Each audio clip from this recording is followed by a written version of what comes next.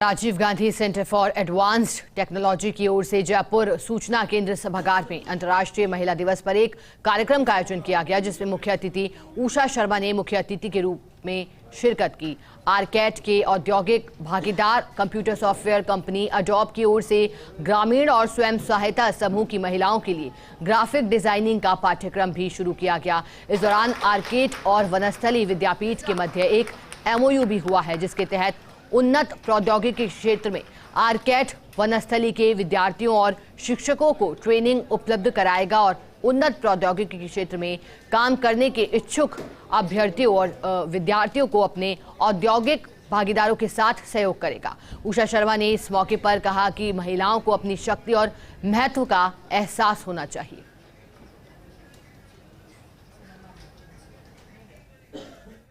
कह सकते हैं कि आज के दिन महिलाओं के लिए कोई एक स्पेशल संदेश आप दें। जी नहीं, हर दिवस महिला दिवस होता है, तो ज़रूरी नहीं है कि इसको एक ही दिन मनाया जाए। हर रोज़ हमें महिलाओं को अपना दिवस मनाना चाहिए और अपने अस्तित्व की पहचान बनानी चाहिए। Thank you. राजस्थान हाईकोर्ट के आदेश की पालना में राज्य सरकार की ओर से पिंक सिटी के 10 साल का विजन प्लान अदालत में पेश किया गया है। मुख्य सचिव उषा शर्मा की ओर से पेश इस प्लान में सफाई, पार्किंग, यातायात, अतिक्रमण और आवारा पशुओं को लेकर बनाई योजना की जानकारी दी गई है। मुख्य सचिव की ओर से प्लान पेश कर बताया गया है कि JTA और ट्रैफिक पुलिस मौजूदा परिवहन व्यवस्था में भी सुधार लाएगी। इसके साथ ही आवश्यकता होने पर ROB और RUP और एलिवेटेड रोड निर्माण के साथ ही रोड लाइटों को भी दुरुस्त किया जाएगा। मुख्य सचिव की ओर से अदालत को यह भी बताया गया कि पार्किंग व्यवस्था को सुदृढ़ करने और अतिक्रमण हटाने, साथ ही आवारा पशुओं की समस्या समाप्त करने के लिए नगर निगम और JD ने सर्वे कर विस्तृत रिपोर्ट तैयार कर दी है। आपको बता दें कि शहर को वर्ल्ड क्लास सिटी बनाने को लेकर सुप्रीम कोर्ट से मामला हाईकोर्ट में भेजा गया था। हाईकोर्ट ने राज्य सरकार से शहर के विकास को लेकर 10 साल का विजन प्लान पेश करने को कहा था। और जयपुर के फुलेरा थाना इलाके में प्रतापपुरा गांव के पास जयपुर फलौदी मेगा हाईवे पर कार और बाइक में भिड़ंत हो गई। हादसे में बाइक सवार 2 युवकों की मौत हो गई, जबकि तीसरा युवक हादसे में गंभीर रूप से घायल हो गया। घायल को SMS अस्पताल के ट्रॉमा सेंटर पहुंचाया गया।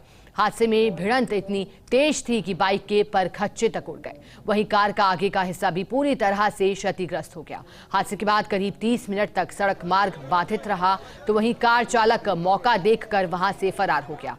फुलेरा थानाधिकारी हनुमान साहे ने बताया कि मृतकों के शव को मोर्चरी में रखवा दिया गया है।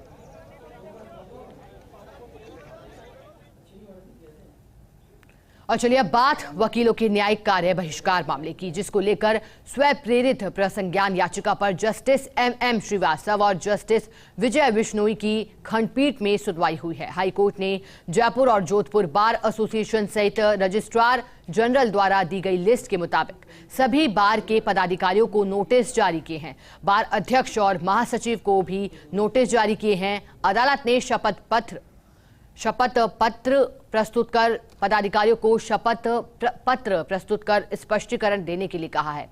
अब मामले में 21 मार्च को सुनवाई होगी। और जयपुर समेत देश विदेश में लोकप्रिय हो चुके सिटी पार्क में अब एंट्री फीस देनी होगी। सुबह 9 बजे बाद पार्क में प्रवेश करने पर 20 रुपए की एंट्री फीस ली जा रही है।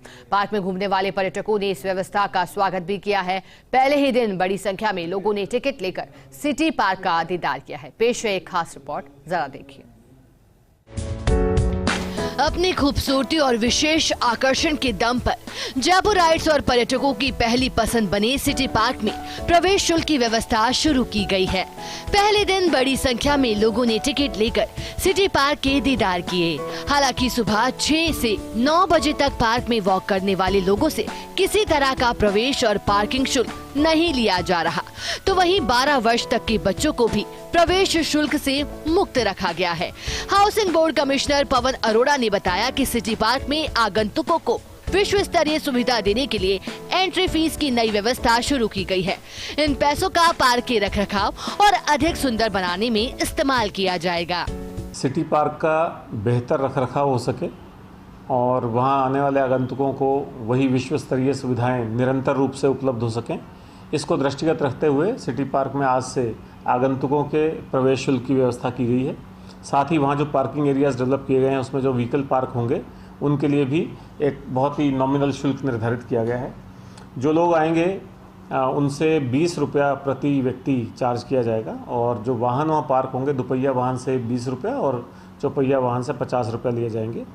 एक ख़ास तौर पर जो सुबह मॉर्निंग वॉकर्स आते हैं उनके लिए उनकी सुविधा के लिए ध्यान रखा गया है कि सुबह 6 से 9 बजे कोई शुल्क नहीं रखा गया है और वो मॉर्निंग वॉकर्स जो हैं वो उसमें निःशुल्क जा सकेंगे, अपना भ्रमण कर सकेंगे और फिर वो चाहे 10 बजे बाहर आते हैं, 10:30 बाहर आते हैं, उनसे कोई चार्जेस नहीं लिए जाएंगे। इसी तरह सुबह पार्किंग भी फ्री है। साथ ही जो 12 वर्ष तक की उम्र के बच्चे हैं उनसे भी कोई शुल्क नहीं रखा गया है और इससे जो पैसा आएगा वो इसकी जो नियमित साफ़ सफाई है और जो यहाँ पे सीजनल फ्लावरिंग है और जो यहाँ पे वाटर बॉडीज़ हैं उनके मेंटेनेंस को हम और अच्छे ढंग से कर पाएंगे। सिटी पार्क में आगंतुकों के लिए housing board commissioner Pawan Arora के निर्देश के बाद टिकट खिड़की पर QR कोड के जरिए कैशलेस पेमेंट करने की सुविधा उपलब्ध कराई गई है। इसके साथ ही हाउसिंग बोर्ड ने लोगों को घर बैठे टिकट बुक करने की सुविधा भी दी है। पार्क में घूमने आने वाले पर्यटक city park RHB mobile application download कर ऑनलाइन टिकट बुक कर सकते हैं। ऑनलाइन बुक किए गए टिकट का QR कोड दिखाने के बाद सिटी पार्क में प्रवेश मिलेगा। वहीं इवनिंग वॉक करने वाले लोगों के लिए हाउसिंग बोर्ड ने खास ध्यान रखा है। Housing board commissioner Pawan Arora ने बताया कि सिटी पार्क में इवनिंग वॉक करने वालों के लिए सिर्फ 999 रुपए में वार्षिक पास की सुविधा दी जा रही है। टिकट विंडो से फॉर्म लेकर आसानी से लोग अपना वार्षिक पास बनवा सकते हैं। वहीं ऑनलाइन ऐप से भी वार्षिक पास बनवा सकते हैं।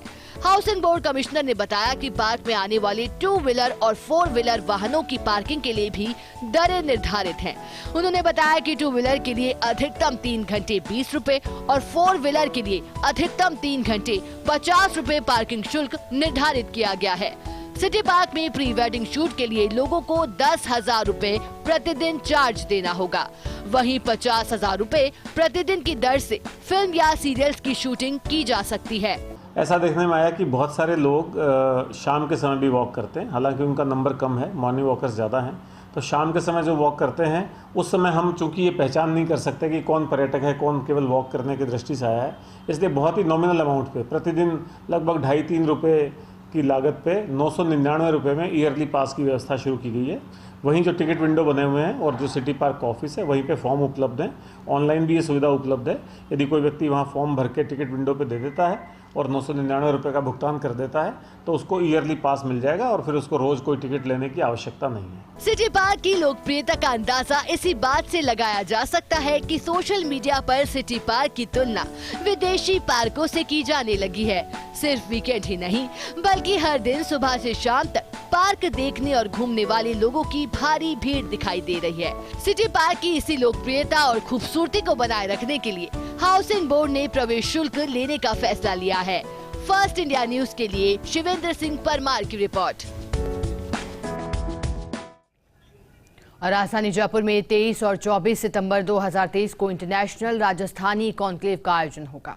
मुख्यमंत्री अशोक गहलोत ने इस प्रस्ताव का अनुमोदन किया है। उद्योग विभाग एवं राजस्थान फाउंडेशन के तत्वाधान में होने वाले इस वृहद आयोजन के लिए गहलोत ने 5 करोड़ रुपए के अतिरिक्त बजट प्रावधान के प्रस्ताव को भी मंजूरी दे दी है।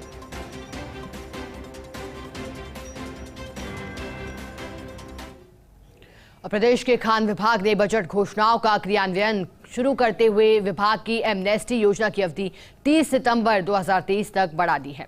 इसके साथ ही अब इस योजना का लाभ 31 मार्च 2022 तक के बकायादार खनन पट्टाधारियों, क्वारी लाइसेंस धारकों और रॉयल्टी ठेकेदारों को भी मिलेगा। मुख्यमंत्री अशोक गहलोत ने 2023 से 24 के बजट में माइंस विभाग की एमनेस्टी योजना को 30 सितंबर तक बढ़ाने, साथ ही 31 मार्च तक के बकायादारों को योजना के दायरे में लाने की घोषणा की है। अतिरिक्त मुख्य सचिव माइंस एवं पेट्रोलियम डॉक्टर सुबोध अग्रवाल ने बताया कि विभाग ने बजट 2023 से 24 की घोषणाओं की कार्य योजना बनाकर क्रियान्वयन शुरू कर दिया है। उन्होंने बताया कि विभागीय एमनेस्टी योजना का दायरा और अवधि बढ़ाने के आदेश भी जारी कर दिए गए हैं।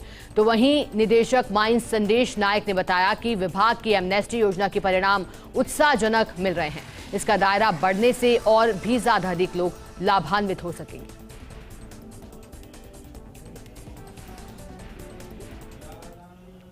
सीएस उषा शर्मा से गुरुवार को सचिवालय में भारतीय विदेश सेवा के अधिकारियों के एक प्रतिनिधि मंडल ने शिष्टाचार मुलाकात की है। प्रतिनिधि मंडल में जूबा, दक्षिण सुडान में भारतीय राजदूत विष्णु कुमार शर्मा, विदेश मंत्रालय में निदेशक मदन लाल रैगर और क्षेत्रीय पासपोर्ट अधिकारी जयपुर नीतू मेहरा भगौतिया भी शामिल हुई। मुलाकात के दौरान अन्य देशों में सेवाएं दे रहे भारतीय विदेश सेवा के इन अधिकारियों ने मुख्य सचिव से अपने अनुभव भी साझा किए। इस दौरान अतिरिक्त महानिदेशक HCM दीपा टीकमचंद बोहरा और वरिष्ठ प्रोफेसर रिपुंजय सिंह भी मौजूद रहे।